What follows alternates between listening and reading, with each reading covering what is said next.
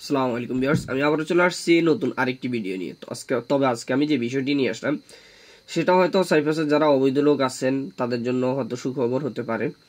আর ইতিমধ্যে সবাই জানেন যে বর্তমানে সাইপ্রাসের মধ্যে আপ দেওয়া হয়েছে 5 তারিখ থেকে আপের সময় হয়েছে। এখন আমি যে বিষয় নিয়ে কথা বলবো সেটা হচ্ছে, আপনাকে সরকার আপ দেওয়া হলো, সুযোগ দেওয়া হলো, তো সুযোগটা যে দিচ্ছে আপনি সুযোগটা কিভাবে কাজে লাগাবেন। সরকার আপনাকে আপ দেওয়া হয়েছে, সরকার আপনাকে সুযোগ দিয়েছে, আপনি কিভাবে এই আপের মধ্যে, এই সুযোগের মধ্যে আপনি বিষয়টা লাগাবেন। অনেকে আমরা এই বিষয়টি জানি না।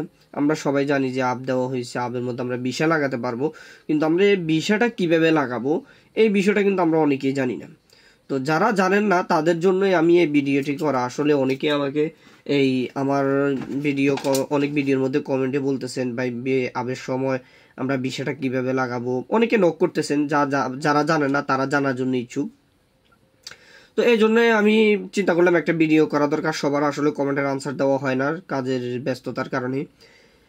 তো এখন কথা হচ্ছে আপনি কিভাবে লাগাবেন একটা ভিসা।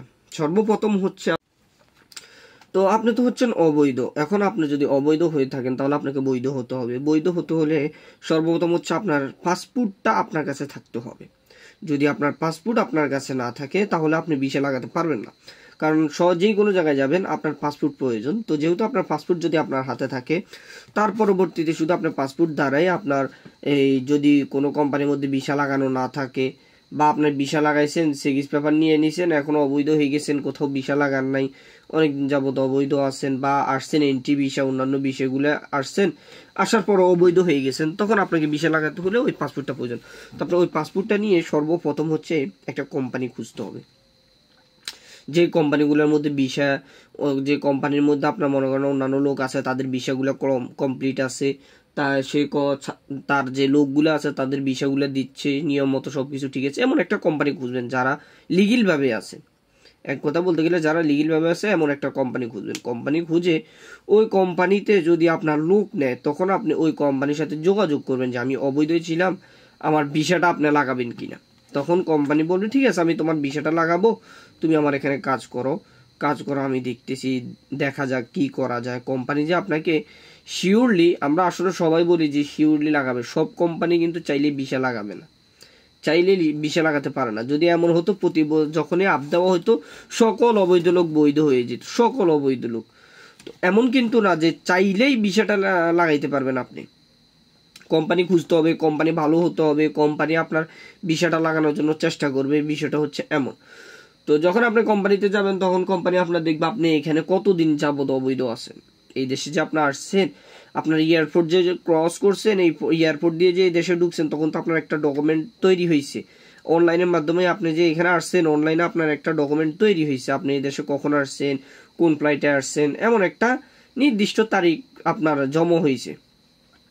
তো ওই তারিখ থেকে আপনার এখন পর্যন্ত আপনি কতদিন ধরে অবৈধ আছেন ওই বিষয়ের উপর চিন্তা করে আপনার ভিসাটা যে লাগাবে কোম্পানি, ওই কোম্পানির খরচটা কেমন আসবে, বা কোম্পানি আপনার ভিসাটা লাগাইতেছে, আপনার বিভিন্ন তারা যেখানে আপনার ভিসাটা লাগাবে ওইখানে অনেক কৈফিয়ত দিতে হবে, অনেক কিছু সেক্রিফাইস করতে হবে যে আমার কাছে ছিল না, এখন আসছে, এখন কাজ করতে চাচ্ছে, বা এমন অনেক কিছু তারা প্রশ্নের সম্মুখীন হতে পারে। তো আপনাকে কি করতে হবে, কোম্পানির সাথে সুন্দরভাবে ব্যবহার করতে হবে, আপনাকে বলে বুঝাতে হবে, তখন ওই কোম্পানি আপনার জন্য একটু কথা বলবে, ভিসা লাগানোর জন্য চেষ্টা করবে।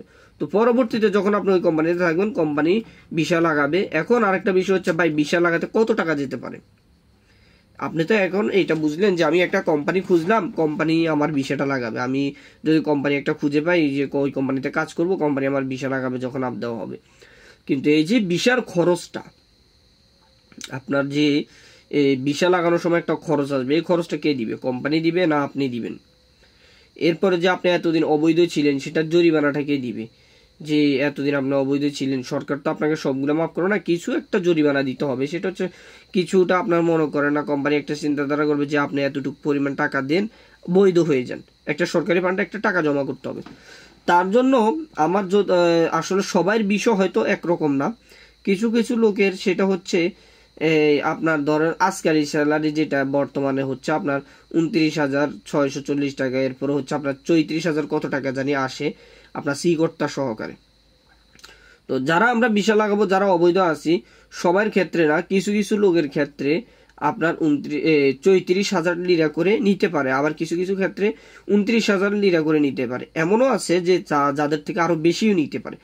এখন যদি আপনার কোম্পানি ভালো হয়, কোম্পানির যদি মন চায় যে আপনার টাকাটা কোম্পানি দিবে, তাহলে কোম্পানি দিতে পারে।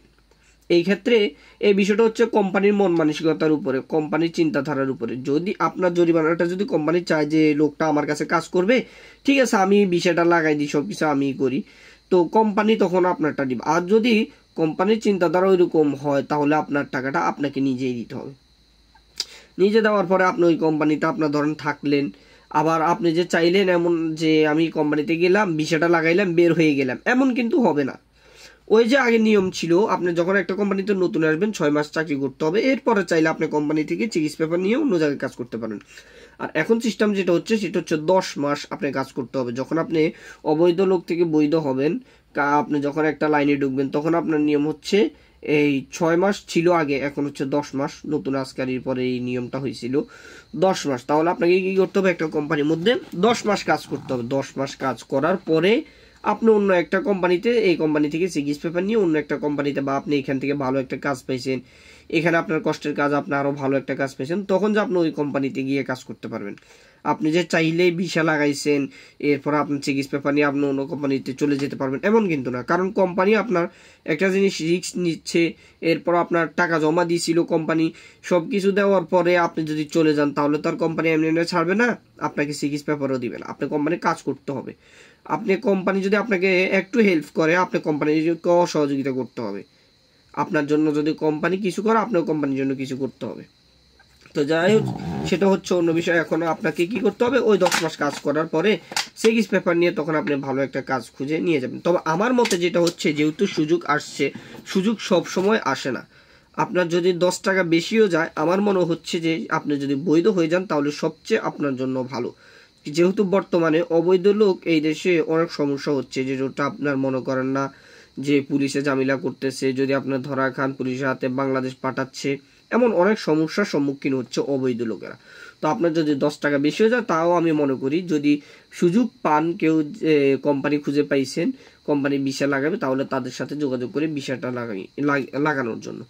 তো যাই হোক, সবাই মনে রাখবেন 5 তারিখের পর থেকে হচ্ছে আপ শুরু হয়ে যাবে।